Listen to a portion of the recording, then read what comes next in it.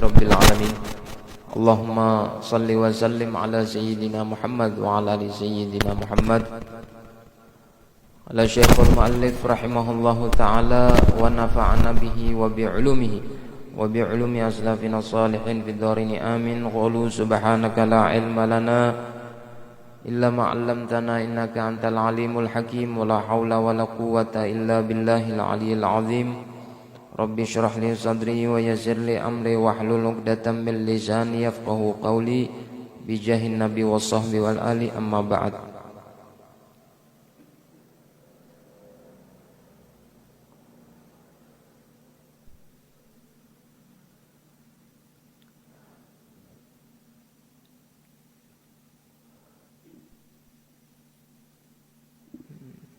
Bismillahirrahmanirrahim. Alhamdulillahirabbil alamin.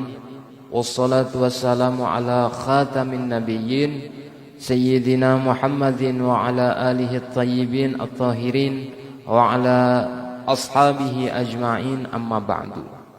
Kemudian daripada itu, maka risalah ini ada tercantum di dalamnya beberapa hadis perihal keluarga Rasulullah sallallahu alaihi wasallam yang dinukil dari kitab-kitab yang mu'tamad. Mu'tamad itu artinya nang kuat. Dan nama-nama kitab yang dinukil daripadanya hadis-hadis pada ini risalah akan disebutkan di fasal yang pertama. Dan risalah ini terdiri atas 11 fasal. Fasal pertama sebutan nama-nama kitab ulama yang mu'tamad di perihal keluarga Rasulullah sallallahu alaihi wasallam.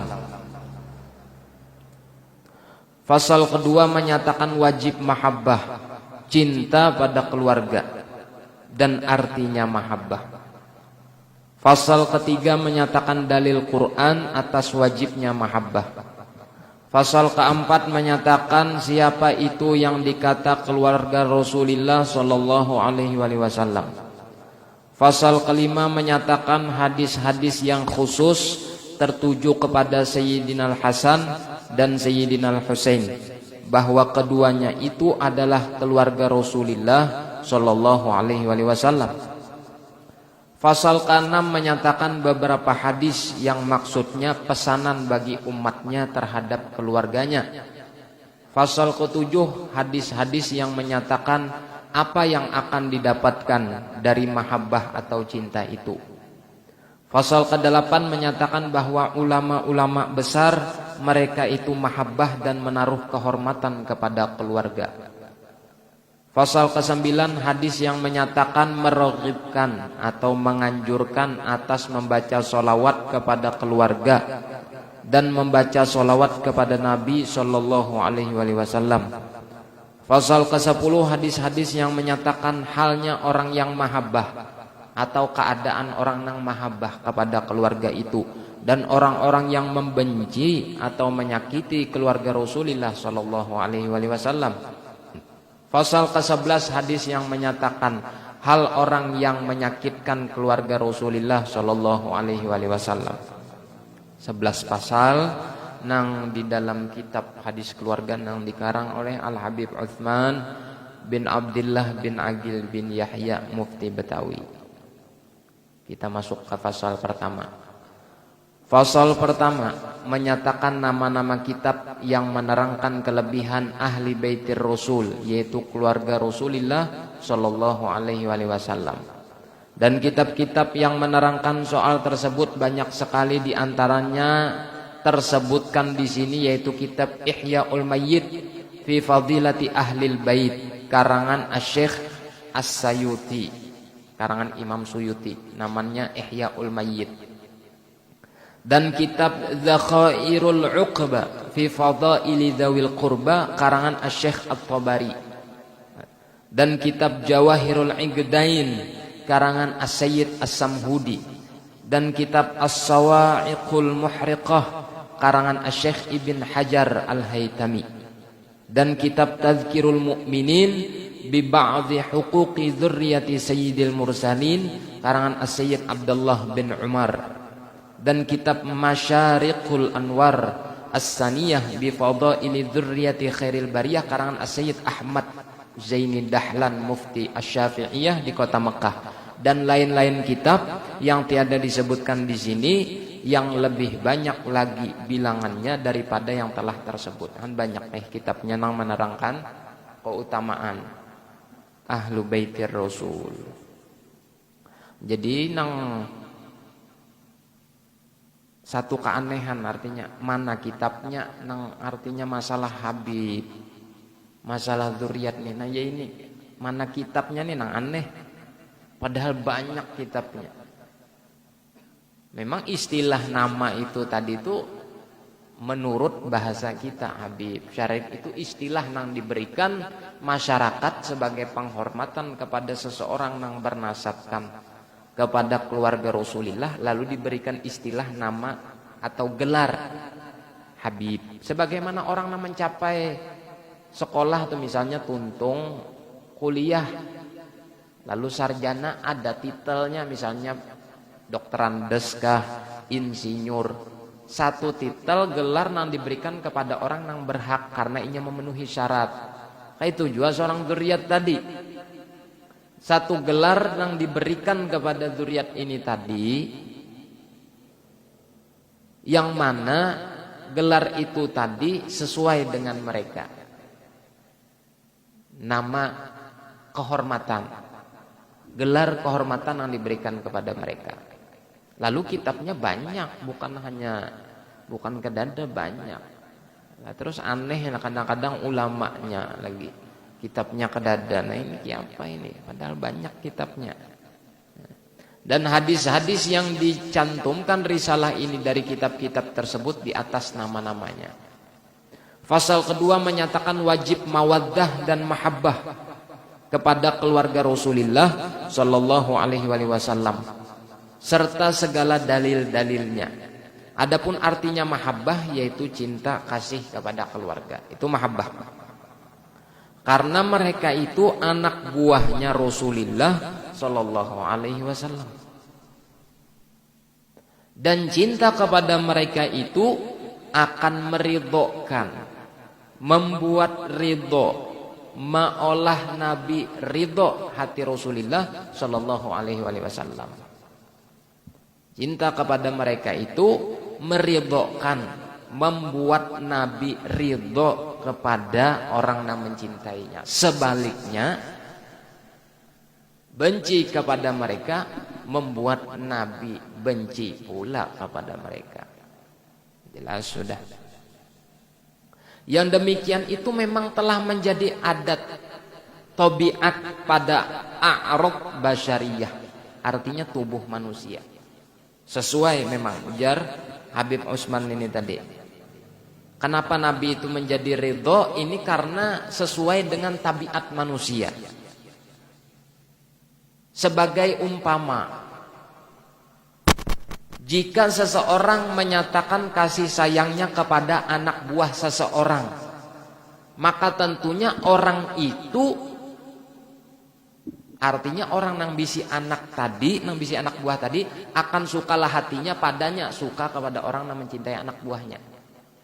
Kita bisi anak, ada orang yang sayang lawan anak kita, otomatis secara kada langsung tabiat manusia tuh ketuju kepada yang mencintai anak buah kita tadi. Kita otomatis ketuju. Itu tabiat manusia. Begitu pula Rasulullah.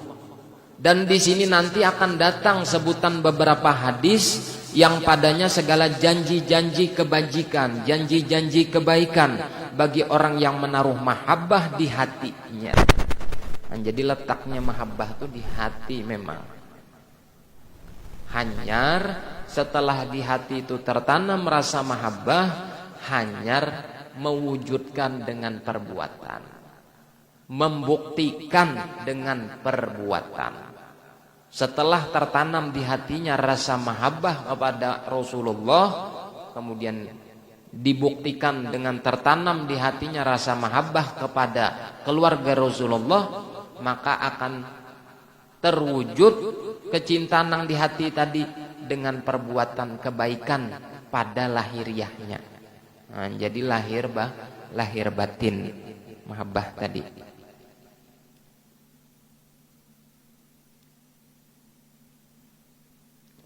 Yang menaruh mahabbah di hatinya kepada keluarga atau membuat kebajikan atau berbuat baik kepada mereka itu yang akan datang hadisnya di pasal ke-7.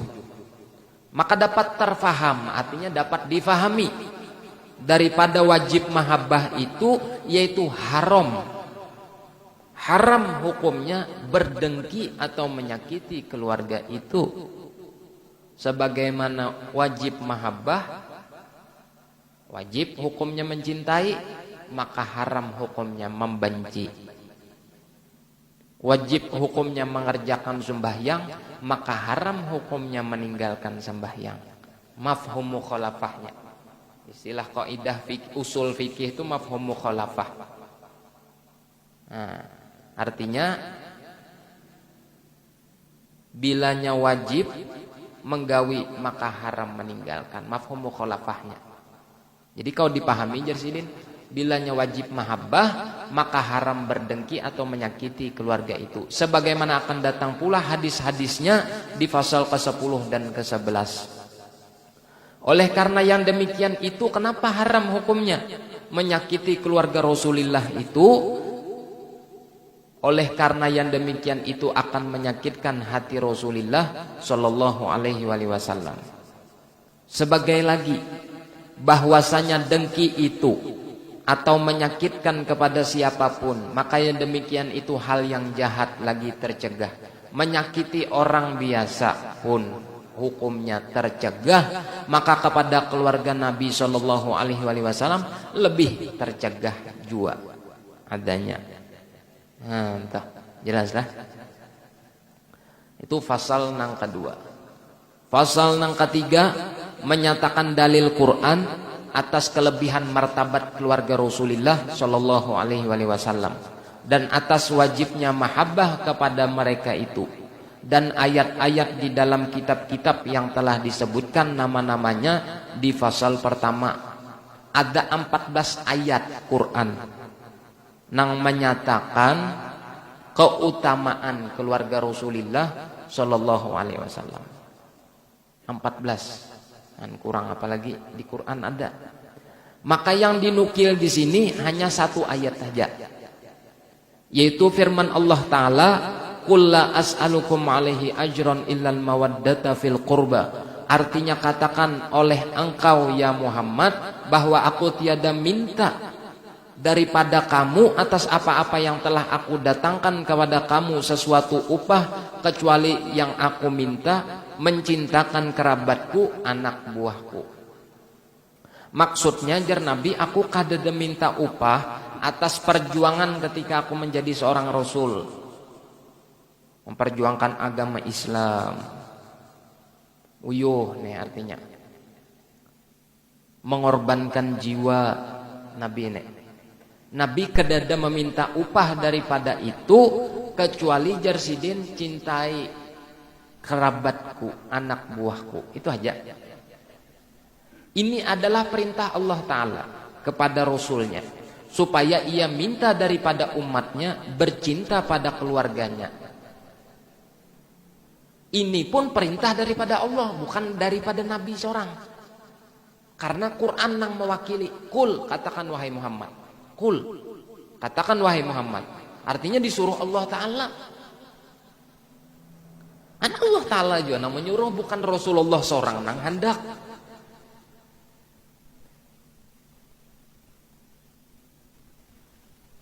Perintah daripada Allah Ta'ala kepada Rasulnya, supaya meminta upah daripada umatnya. Apa upahnya tadi? Upahnya cintai keluargaku. Itu aja upahnya. Itu pun banyak nang kada mencintai. Allah Ta'ala nama nyuruh. Nengki apa mun dari Rasulullah seorang, atau dari seorang Habibnya seorang nang minta dicintai. Wah. Tambah kada dicintai. Allah Ta'ala nama nyuruh akan banyak memusuhi.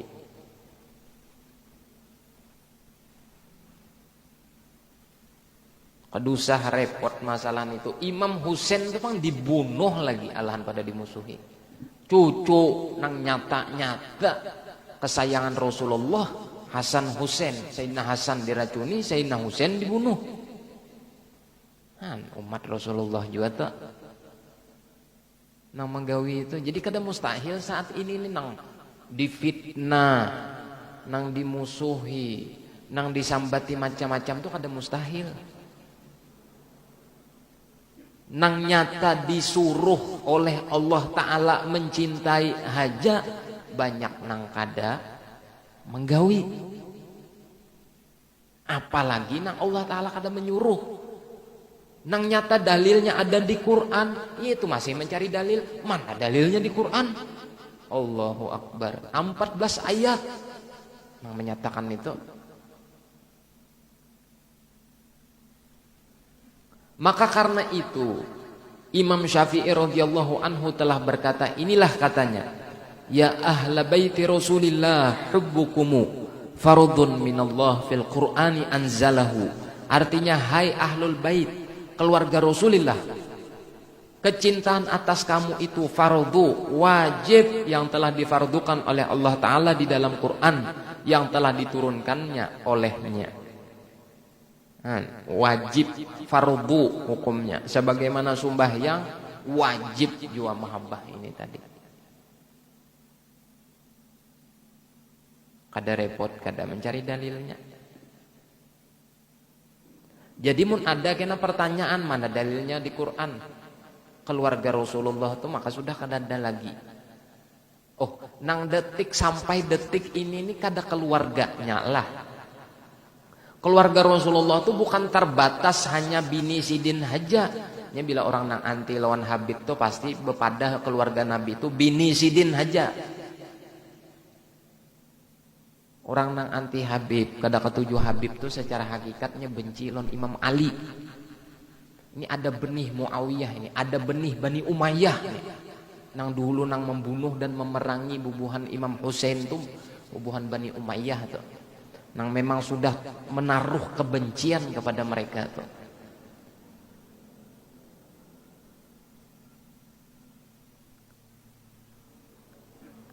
Termasuk juga istri-istri Rasulullah itu termasuk keluarga Rasulullah. Tapi kalau kita renungkan akal aja kada usah hukum, kita kada main hukum. Belum lagi hukumnya kena lain hukumnya. Main akal aja. Amun seandainya keluarga Rasulullah itu kedada detik ini, kasan apa disuruh mencintai? Kedada orangnya. Maka ayat Quran tuh qadim sampai hari kiamat berlaku amalnya.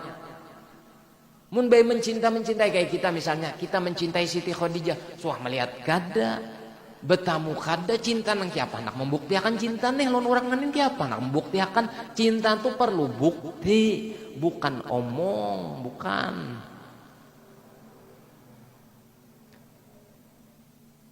Iya, kalau kayak itu hendak cinta lawan bini sidin nang kiapa nak cinta muka dada. Nah, jadi lalu ada istilah bentuk kerabat Rasulullah itu tadi. Memang menurut asbabun nuzulnya, sebab nuzul ayat Ahlul Bait itu turun kepada istri Nabi. Namun setelah turun ayat itu Nabi langsung memvonis bahwa nang dimaksud Ahlul Bait di sini bukan hanya istriku, tapi nang terlebih khusus adalah Imam Ali, Siti Fatimah, Hasan, Husain dan zuriat daripada mereka ini. Inilah Ahlul Baitku. Nang secara khusus. Sebagaimana nang dipadahkan Ibnu Taimiyah. Ibnu Taimiyah itu pernah mepander. Dalam istilah orang Arab itu ada ikhtisasul kamal. Kekhususan nang sempurna. Nah, kayak misalnya kalau menurut umum, bukan khususnya, orang miskin itu adalah orang nang bapak pinta. Bapak pinta-pinta nang menjadi pengemis itu miskin menurut umumnya. Tapi kalau sebujurnya miskin itu apa? Secara khusus nang sempurnanya miskin itu adalah sesuatunya kada mendapati sesuatu nang dapat membuat inya nih kaya, walaupun inya tuh kaya, miskin namanya. Inya kada mendapati sesuatu nang kawa mau olah inya nih jadi kaya hatinya. Berarti itu miskin. Itu namanya ikhtisosul kamal. Ahlul bait secara keseluruhan istri Nabi itu masuk. Tapi secara khususnya adalah nang turun langsung daripada sulbi Rasulullah Sallallahu Alaihi Wasallam. Ini khusus. Sedangkan ipar saja, istri itu menjadi keluarga Rasulullah karena periparan. Kalau hubungan pernikahan itu pun dikatakan keluarga Rasulullah, bagaimana nang turun langsung daripada darah dagingnya, lebih dong daripada periparan. Nang karena ada hubungan tali rahim, otomatis lebih khusus. Itu keterangannya. Cuman yang hakon menerima ini pun orang nang mau jua menerima, nang memang diberi Allah Ta'ala sinar di hatinya, diberi oleh Allah Ta'ala cahaya iman. Mukada biar diterangkan berpuluh-puluh kali tatapinya. Itu jelaslah, itu pasal ketiga dalilnya. Pasal keempat menyatakan bahwasanya yang dinamakan keluarga Rasulullah Sallallahu Alaihi Wasallam yaitu yang disebut dengan sebutan syarif dan sayyid atau bahasa kita habib. Pahamlah? Jadi bila orang bergelar habib, ada gelar sayyid, ada gelar syarif di mukanya, itu gelarnya, bukan namanya. Mau nama syarif tuh banyak, tapi gelar sayyid, syarif atau habib ini hanya gelar nang diberikan kepada orang nang dirinya itu ada nasab kepada Rasulullah. Selain daripada itu haram hukumnya. Gelar tadi diberikan kepada orang nang bukan bernasab kepada Rasulullah. Jadi kami ini pang siapa, keturunan siapa? Maka kita ini seluruh keturunan Nabi Adam. Kenapa bisa ada Habib? Rasulullah itu anak siapa? Anak Nabi Adam juga kali. Anak cucu keturunan Nabi Adam juga kali. Kita anak cucu Nabi Adam. Tapi kita ini kada tahu simpangnya di mana. Ada orang ada simpangnya. Ada orang nih, ampun orang nangaran Habib nih tadi nih. Ada rentetan nasab orang nih sampai ke Rasulullah. Ada seorang nih kada sampai ke Rasulullah. Bujur aja anak cucu Adam. Tapi ketiga empat ikung kada tahu lagi siapa datu seorang nih.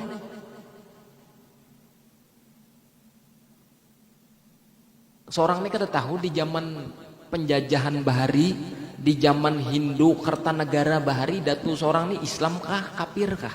Tahu seorang. Tapi bubuhannya nih tahu. Bubuhannya nih seluruhnya mulai zaman dari datuknya Rasulullah sampai ke inyaknya si Habib ini tadi dijamin seluruhnya kada ada nang kafir. Nah, ini hebatnya orang. Dan Rasulullah sampai ke datuknya Nabi Adam pun kada ada nang kafirnya. Nah, ini keistimewaan orang. Ada seorang ini kada tahu, makanya kada kawa sama. Di sisi situ aja sudah kada kawa kita menyamakan. Satu sisi mereka ini nasab mereka terjamin sampai ke Rasulullah, ada nama-namanya dan semua manakibnya ada. Ada seorang kada tahu manakib datu seorang nih. Di zaman Hindu tuh datu seorang nih tukang santet Hindu kah atau nang kada tahu. Apa datu seorang nih perampok kah di zaman dulu? Kada tahu seorang. Nah, ini sudah berbeda di sini. Dari sisi sini aja sudah berbeda. Nah, dari sisi nasab toh. Yang kedua pula, dari sisi nasab itu tadi mereka nih semuaan orang-orang yang bertakwa. Jelas sudah, mun kita aja kada tahu Islam, nanti apa kita hendak tahu datu kita bertakwa kadanya. Nah, ini satu kelebihan nang menonjol bagi seseorang yang bernasab kepada Rasulullah di situ aja. Mun orang mau sadar. Makanya lalu ada istilah sebutan syarif, sayyid atau habib. Ini satu gelar yang diberikan kepada seseorang yang bernasab kepada Rasulullah tadi supaya memberikan gelar penghormatan. Lawan juga supaya ada beda antara nang habib lawan bukan habib. Nah, itu jelas. Ibarat batu intan, ambannya nang diulah kami kada mungkin nang bebesiannya aja. Batu intan toh, berlian, maulah ambannya tuh perak warak. Harapan kedede sejarahnya amban batu berlian itu perak. Pasti emas karena sesuai dengan berlian tuh emas. Kalau batu biasa itu bisa aja perak, bisa aja wasi nang betagar, bisa batu biasa nang murah-murah. Tapi mun intan kedada kawa nang cucuk kasan dipasangi ke amban kecuali ambannya itu emas. Nah kayak itu juga seorang nang keturunan kepada Rasulullah nih, kada pantas di namanya itu dipanggil kecuali dengan panggilan gelar nang terhormat. Lawan seorang nang alim, kita lawan orang alim, purunlah kita mengiau misalnya ngaran orang alim itu tadi misalnya Muhammad Badruddin, kita mengiau Muhammad saja, purunlah. Aimun kuitannya bisa mengiau Muhammad saja atau Badruddin misalnya, kuitannya ada jadi masalah atau pemerintahnya. Tapi menurut orang nih mengiau, purunlah Badruddin, pembacaan di rumahku kena malam ini Badruddin lah, purunlah nang itu. Pasti guru Badruddin yang gak wakah pembacaan di rumah ulun. Dan itu tabiat manusia sudah. Padahal orang alim tuh masih lebih afdol dzurriat daripada orang alim. Kenapa? Bila orang alim tuh gila kada lagi dipadahkan gila, tapi bila dzurriat gila kadada, itu mantan Habib kadada. Habib gila, mantan Habib kadada, tatap itu Habib cuman sideng gila. Amun orang alim gila tuh mantan orang alim. Kadada orang mengiau guru anu gila, dada. Ampih sudah guru tuh hilang sudah. Presiden SBY gila, dada lagi orang mengiau presiden. Susilo Bambang Yudhoyono aja tuh gila aja. Nah, itu aja orang mengiau. Tapi amun seandainya dzurriat itu tadi, maka tetap. Nah, dari situ aja perbedaan sudah jauh.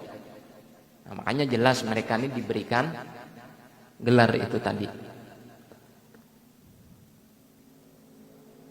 Yang disebut dengan sebutan syarif dan sayyid turun temurun kesemuanya itu anak buahnya Sayyidina Al-Hasan dan Sayyidina Al-Husain. Ingat itu. Radhiyallahu anhuma. Keduanya itu anak Sayyidina Ali bin Abi Thalib radhiyallahu anhu, menantunya Rasulullah sallallahu alaihi wasallam dan saudara mesannya. Dan ibu keduanya yaitu Sayyidatuna Fatimah, putrinya Rasulullah sallallahu alaihi wasallam. Nah, itu. Jelas sudah. Makanya kan ada kita terangkan. Keluarga Rasulullah tuh ada, kerabat Rasulullah tuh ada nang umum, ada nang khusus. Umum tuh nang kayak istri Rasulullah itu, paman Nabi, sapupu Nabi, cucu Nabi, nang bukan daripada Siti Fatimah.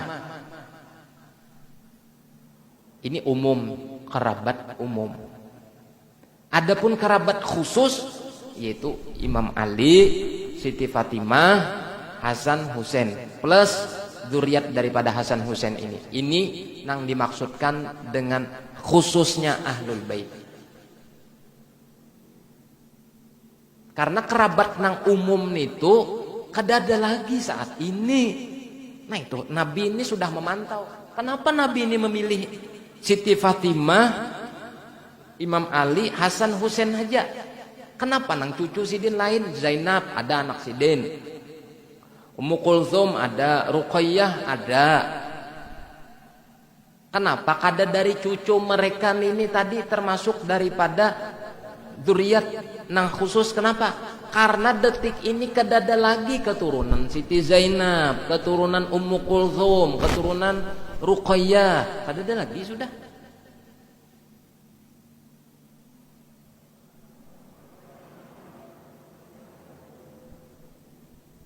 Adapun nang sampai detik ini ya keturunan Siti Fatimah non Imam Ali aja. Nah makanya Rasulullah memadahkan dan Allah Ta'ala memadahkan. Jadi ayat ini berlaku berarti khusus ya kepada mereka. Karena ternyata kenyataan di lapangan nang tersisa detik ini mereka ini aja. Untuk apa ayat diturunkan sedangkan mereka sudah kadada. Kadada. Ya kalau berlakunya ayat tuh untuk apa sedangkan orang nang ditujukan tadi sudah kadada untuk apa? Nah, itu maksudnya. Kemudian di sini akan diceritakan waktu pernikahannya Sayyidatuna Fatimah radhiyallahu anha dengan Sayyiduna Ali karramallahu wajhah. Kemudian Rasulullah sallallahu alaihi wasallam mendoakan bagi keduanya, demikianlah doanya. An Anas ibn Malik radhiyallahu anhu anna Rasulullah sallallahu alaihi wasallam lamma zawwaja Aliyan bi Fatimah radhiyallahu anhuma da'a lahumā faqala jama'allah syamlakuma wa 'azza jundakuma wa baraka 'alaikuma wa akhraja minkuma katsiran thayyiba. Qala Anas fa wallahi laqad akhraja minhumal katsirat thayyib. Artinya diriwayatkan oleh Sayyiduna Anas bin Malik radhiyallahu anhu bahwasanya Rasulullah sallallahu alaihi wasallam di waktu ia mengawinkan putrinya Sayyidatuna Fatimah dengan Sayyidina Ali radhiyallahu anhuma, maka ia mendoakan keduanya itu dengan katanya, menghimpunkan Allah akan keduamu. Artinya semoga Allah menghimpunkan kalian berdua suatu himpunan yang baik dan memuliakan Allah jamaah keduamu. Semoga jamaah bubuhan ikam berdua Allah Ta'ala muliakan gitu. Dan diberkahkan keduamu dan mengeluarkan daripada keduamu anak buah yang banyak yang baik-baik. Artinya mudahan Allah melahirkan daripada kalian ini dzurriat-dzurriat nang baik. Maka berkata Sayyiduna Anas, demi Allah Ta'ala bahwa sesungguhnya telah dikeluarkan oleh Allah Ta'ala daripada keduanya anak buah yang banyak lagi baik-baik, yakni dengan keberkahan doa Rasulullah Shallallahu Alaihi Wasallam. Jelas sudah.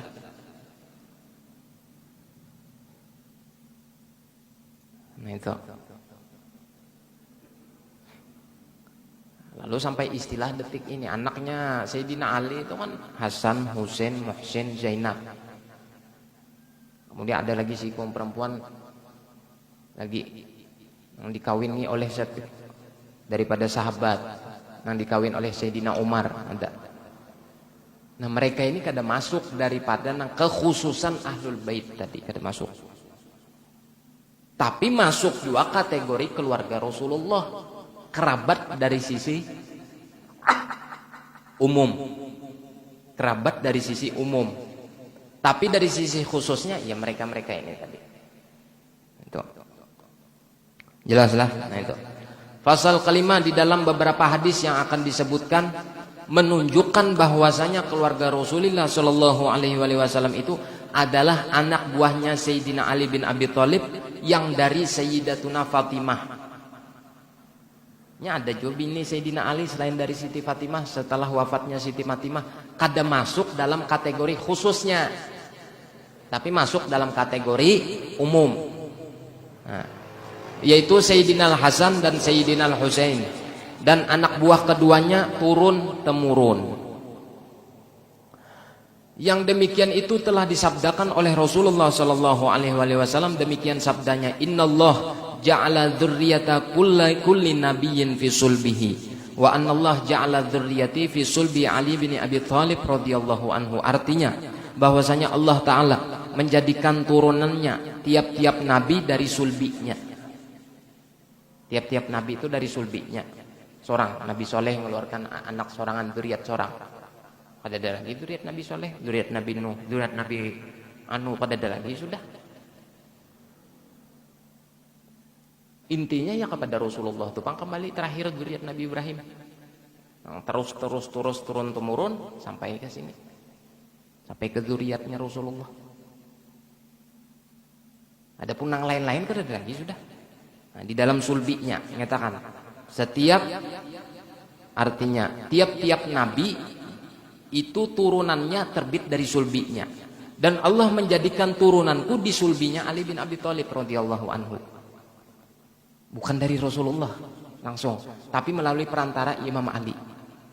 Kenapa kisahnya bisa kayak itu? Karena yang disebutkan sebagaimana disebutkan itu, Nur Muhammad itu tajalli di sulbinya Imam Ali dan di rahimnya Siti Fatimah. Lalu terbit di situ. Padahal mau dipikir-pikir, zuriat Rasulullah ini anaknya Imam Ali sebenarnya. Berarti kayaknya tuh Abu Thalib, Ali bin Abi Thalib. Kayaknya bubuan Habib ini sebujurnya Abu Thalib. Bukan Rasulullah. Toh kenapa Rasulullah? Karena Allah menjadikan zuriatku. Ya Allah meletakkan nurku itu tadi pada sulbinya Imam Ali sebagai perantara untuk menghasilkan keturunanku ini tadi, tapi melalui Imam Ali dan melalui anakku Siti Fatimah. Amun orang biasa putus sudah bila kena bebinian. Umpat abahnya nang lakian. Kecuali daripada anak Siti Fatimah nang daripada keturunan Imam Ali, maka itu adalah anakku ya Rasulullah dan keturunanku walaupun abahnya Ali bin Abi Thalib. Karena Allah menjadikan zuriatku melalui perantara sulbinya Imam Ali. Nah, ini keistimewaan nang kada diberikan kepada nang lain. Sebab bila orang lain bebinian, anak Rasulullah ini kebanyakan bebinian. Putus sudah. Tapi Allah Ta'ala memberikan keistimewaan karena anak Rasulullah nang lalakian meninggal lagi halus, jadi dipilih dari bebinian tuh siapa nang cikal bakal menurunkan keturunan Rasulullah sampai akhir zaman kena. Siti Fatimah nang dikawinkan non Imam Ali. Makanya Siti Fatimah ketika hendak kawin itu Sayyidina Abu Bakar, Sayyidina Umar, Sayyidina Utsman, sahabat-sahabat nang lain banyak nang hendak melamar. Kada diterima Rasulullah karena ilham wahyu Allah Ta'ala belum datang. Jadi ketika mereka itu melamar, ya Rasulullah, Sayyidina Abu Bakar, pian tahu kalau jasa ulun bagaimana kecintaan ulun pian. Izinkan ulun untuk melamar Siti Fatimah. Belum ada perintah dari Allah Ta'ala. Ya Rasulullah, kayak itu aja. Akhirnya para sahabat bersepakat menyuruh Imam Ali. Jadi Imam Ali kada bisa apa-apa. Cobai ya.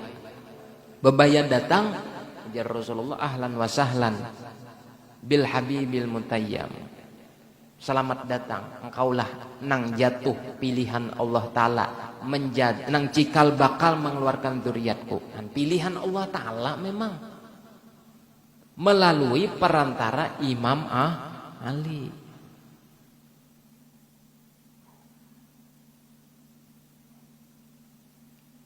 Bisulbinya Ali bin Abi Thalib. Dan hadisnya pula demikian, kullu bani untha yantamuna ila asabatihim illa walada Fatimah fa inni ana waliyuhum wa ana asabatuhum wa ana abuhum. Artinya tiap-tiap anak buah seorang perempuan, anak buah bebinian, anak seorang bebinian. Pahamlah, bebinian itu bisi anak, maka nisbah asobah mereka itu yaitu bapak-bapak mereka itu. Bila anak bebinian itu, binnya kada mau bin bebinian, bin abahnya kecuali anak zina.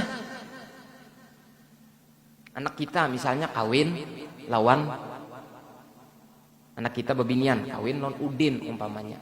Jadi keluar cucu kita, ngarannya Utuh bin Udin. Kada mau bin anak kita bebinian, sama ngaran anak kita bebinian misalnya Aluh, Utuh bin Aluh, kada mau kayak itu. Nah, kecuali, nah makanya di sini bapak-bapak mereka itu kecuali anak buah anakku Fatimah. Nah ini keistimewaan. Maka akulah wali mereka itu dan akulah asobah mereka itu dan akulah bapak mereka itu. Anak Fatimah. Walaupun daripada perantara Imam Ali, ibunya Siti Fatimah, tetap Hasan Husain beserta anak cucunya Hasan Husain itu anaknya Rasulullah, zuriatnya Rasulullah, bukan zuriat Abu Thalib, bukan. Yang abah daripada Imam Ali. Anak Imam Ali secara pernikahan nang sah, namun secara hakikat anaknya Rasulullah nang Imam Ali ini dijadikan perantara untuk menghasilkan zuriat Rasulullah melalui sulbinya. Secara hukum syariat Hasan Husain itu anak daripada Imam Ali. Namun secara hakikatnya Hasan Husain itu anak oleh Rasulullah, zuriat oleh Rasulullah. Itu maksudnya. Jangan bingung lagi karena ditakoni orang. Walau kamu menjawab aja. Jawab, orang yang benci itu mungkar, lawan. Jangan berdiam. Apaan itu mana dalilnya? Diam. Nah, ada wani menyatakan kebenaran tuh ada wani. Anak kitabnya, maka bisi kitabnya suruh datang wadah ulun sini. Memakan-makan kitabnya nih tuh. Perlu dimakan-makan aja langsung. Jangan dibacakan lagi supaya kanyang. Ya loh. Nah itu tuh. Dari itu berkata Syekh Fakhrur Razi di dalam tafsirnya. Inilah lafadznya. Inna aulada Fatimah wa dzurriyyatahum yusammauna abna'ahu sallallahu alaihi wasallam wa yunsabuna ilaihi nisbatan sahihatan nafi'atan fid dunya wal akhirah. Artinya bahwasanya anak buah Siti Fatimah dan anak cucu mereka itu anak buah Siti Fatimah, yaitu dari Hasan Husain, dan anak cucu mereka itu dinamakan anak buah Rasulullah Sallallahu Alaihi Wasallam, anak buah Rasulullah, bukan anak buahnya Imam Ali secara hakikatnya, walaupun secara syariatnya anak Imam Ali, tapi secara hakikatnya itu anak buahnya Rasulullah. Dan dinisbahkan atau disandarkan mereka itu kepadanya, yaitu kepada Rasulullah, nisbah yang sahih, sandaran yang benar, lagi yang manfaat di dunia dan akhirat. Maksudnya bermanfaat, memberikan berkah. Sebab keturunan Rasulullah itu, keturunan inya itu memberikan berkah. Dan di akhirat keturunan itu kada putus, ada bubuhan yang selain daripada dzurriat terputus kena di akhirat. Kecuali keturunan Rasulullah yang kada putus. Keturunan Rasulullah jangan kada putus. Artinya mereka dengan ibu-ibu mereka sampai datu-datunya bepatuhan di akhirat di padang mahsyar, selain daripada mereka putus nasab. Kada ada yang tahunya. Nah, ini keistimewaan. Memberikan manfaat di dunia maksudnya apa? Ada kalau firman Allah Ta'ala, wa ma kana Allah liyu'adzibahum wa anta fihim. Tidaklah Allah Ta'ala mengazab mereka sedangkan engkau wahai Muhammad berada di situ. Saat ini Rasulullah kada. Ayat itu berlaku masih, mau kada berlaku berarti kita ini kena bala sudah karena kada ada Rasulullah. Ya Allah, kena bala sudah kita nih diadab Allah Ta'ala. Tapi kenapa kada diadab? Mereka daripada zuriat ini menduduki kedudukan anta engkau tadi. Sedangkan engkau wahai Muhammad berada di situ. Menduduki kedudukan engkau wahai Muhammad tadi adalah zuriat. Karena secara kada langsung perwakilan mazhar nyata Rasulullah Sallallahu Alaihi Wasallam yang kita kada mendapati karena sidin sudah wafat, maka zuriat ini adalah mazhar nyata atau pemandangan nyata daripada Rasulullah Sallallahu Alaihi Wasallam. Ya nang untung kampung tuh bila ada zuriat. Tapi bila kada ada zuriat di kampung itu, mun kampungnya bagus saja kada jadi masalah. Tapi bila kampungnya kada karuan, zuriatnya kada ada, nah itu terima beresan. Ya hati itu jamin sudah hadis Nabi, ahlu baiti amanun li ahlil ardi, an-nujumu amanun li ahli sama, wa ahlu baiti amanun li ahlil ardi. Bintang itu pengaman bagi penghuni langit.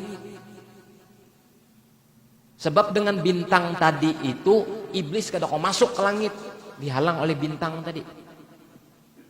Jadi aman penduduk langit daripada malaikat untuk berbicara dengan Allah Ta'ala secara rahasia.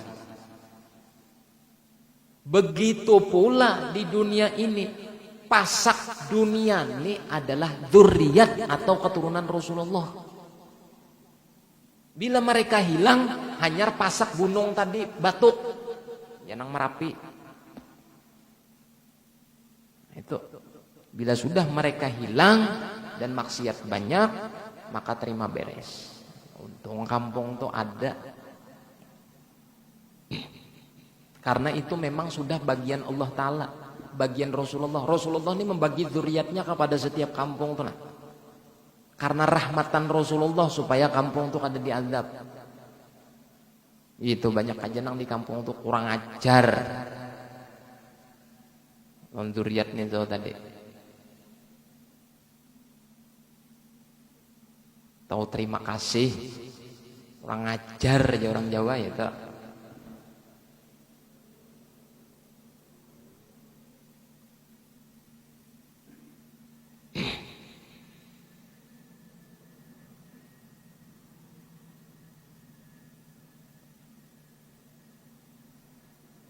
Sebagai lagi dari kitab Tuhfah, ada kitab Tuhfah menyebutkan Syekh Ibn Hajar, inilah lafadznya li anna min khasaisihi sallallahu alaihi wasallam anna aulada banatihi yunzabuna ilaihi fil kafaah wa ghairiha kama sarrahu bihi.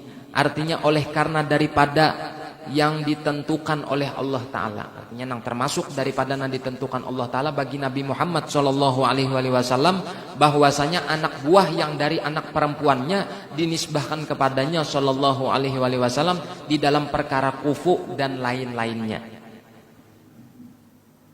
Jadi anak keturunan daripada anak bebinian Rasulullah yang dimaksud Siti Fatimah tadi, keturunan daripada anak keturunan Siti Fatimah tadi itu sama nasabnya seperti Rasulullah, bukan seperti Imam Ali. Walaupun turunnya daripada Siti Fatimah anaknya Rasulullah, bukan lelakian anak Rasulullah. Itu. Sebagaimana telah disorihkan oleh sekalian ulama, dan lagi dari kitab Masyariqul Anwar, inilah lafaznya wa rubbama anna ba'dhan nas yunkiruna intisabal Hasan wal Husain wa dzurriyyatihima lin nabi alaihi afdhalus salati wat taslim fayaqauna fil haraj al mujibi lil intiqam. Artinya barangkali sekiranya bahwa setengah orang-orang yakni yang jahil, bodoh, goblok, bungol, manusia nang bungol nang bodoh-bodoh itu, bahwa ia ingkar nisbahnya Sayyidina Hasan dan Sayyidina Husain dan anak cucu keduanya kepada Rasulullah sallallahu alaihi wasallam. Ingkar. Di mana dalilnya? Maka mereka tuh anak bebinian, lahir dari Siti Fatimah. Berarti anaknya Imam Ali, bukan anaknya Rasulullah. Maka niscaya yang ingkar itu jatuh di dalam dosa besar yang wajib ia mendapat siksa Allah Ta'ala. Ya, nang berapa banyak kita mendapati muak darah, parut, bangkak, mati sul khotimah, muha hirang nak mati ini.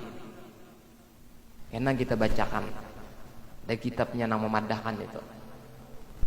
Wa qad syuhida katsirun, Jarh Al-Habib Alawi di dalam kitab Rasyafatus Sodi menyebutkan telah banyak kesaksian yang menyebutkan orang-orang yang memusuhi dan ingkar kepada mereka daripada dzurriyyat ini matinya kada karuan, dan Allah Ta'ala langsung menimpakan azab itu segera sebelum di akhirat di dunia sudah ditimpakan Allah Ta'ala.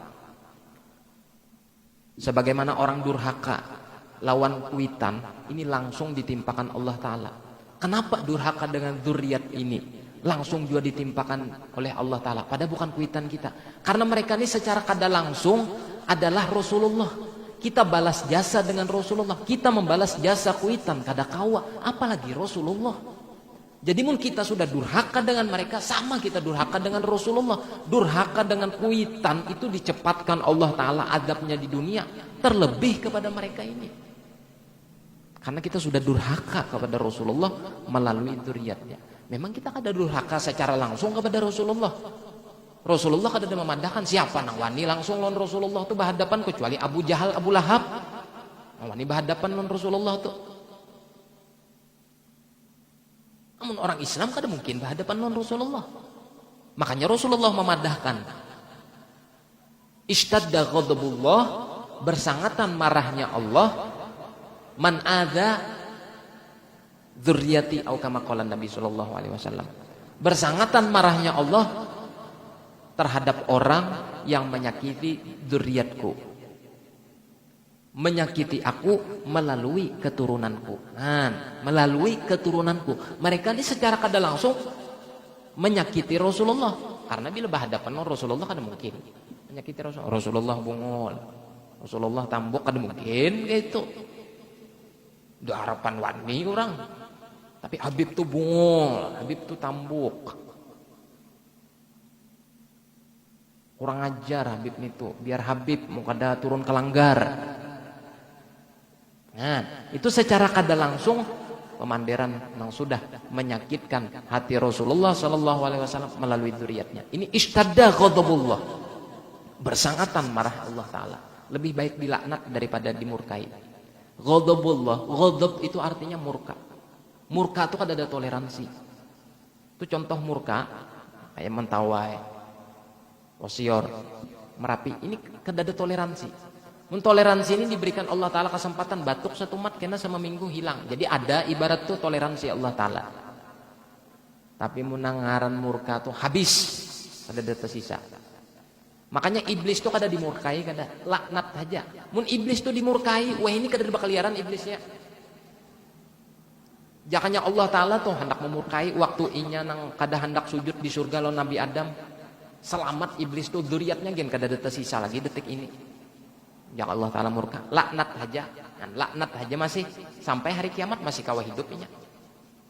Tapi mun sudah ghadab, marah yaitu murka, ini jangan terima lagi ini, jangan balambat lagi ini, lakas bertobat aja.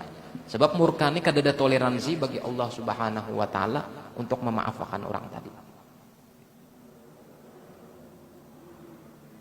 Ingkar aja kepada nasab mereka ini kepada Rasulullah, ingkar kita.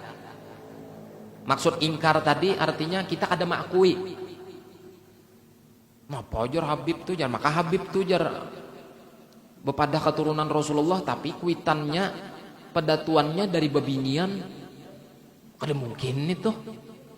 Seharusnya dari lelakian ingkar nangka itu. Ini contohnya ingkar. Contohnya ingkar di nasab saja.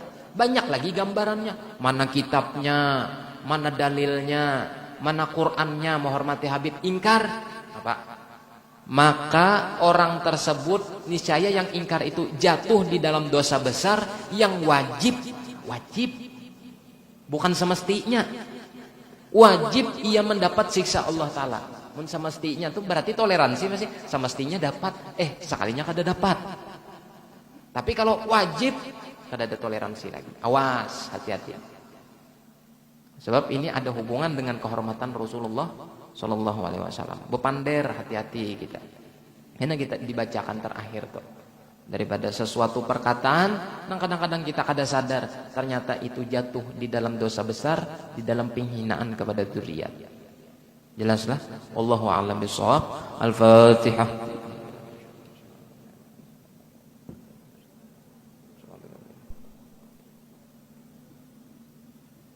Bismillahirrahmanirrahim. Alhamdulillahirabbil alamin. Allahumma shalli ala sayyidina Muhammad wa ala ali sayyidina Muhammad.